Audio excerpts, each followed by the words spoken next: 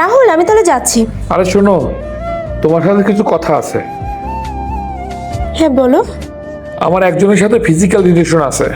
রাহুল, তুমি যদি কারোর সাথে ফিজিক্যাল রিলেশন করো তাহলে তুমি আমাকে কেন বিয়ে করেছিলে? আমার জীবন কেন এমন করলে? তুমিও তো অন্য ছেলেদের সাথে একই ধরনের মেলামেশা করো। এটা কি ধরনের কথা বলছো তুমি? তুমি কি সেন্সে আছো? আচ্ছা, তাহলে এটা কি? এটা কন্ডোম। এটা তোমার ব্যাগের ভিতর থেকে পেয়েছি। তুমি যদি পারো অন্য ছেলেদের সাথে ফিজিক্যাল রিলেশন করতে, তাহলে আমি কেন পারবো না? তুমি যদি 2টা করো, আমি করবো 4টা। শোনো, আমার কথা ভুল হচ্ছে। এই শোন না, কালকে যে আমরা মার্কেট করলাম না, মনে হয় আমার প্রোটেকশন প্যাকেটটা তোর কাছে আছে, তুই আসার সময় নিয়ে আসিস।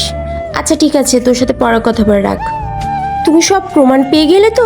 এখন তো তুমি শান্ত আছো? তুমি আমার সম্বন্ধে এতটা খারাপ একটা ধারণা করার আগে আমাকে তো একটাবার জিজ্ঞাসা করলেও পারতে। আমাদের এত বড় ছেলের সম্পর্কের মর্যাদাটাই তুমি শেষ করে দিলে।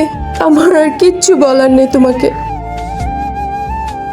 প্লিজ আমাকে মাফ করে দাও। এখন থেকে তোমার কাছে আমি সব কথা জিজ্ঞেস করব। এরপর থেকে যদি আমি এমনটা করি, তোমার যা শাস্তি আমি মাথা পেতে নেব। এবারের মতো মাফ করে দাও আমাকে।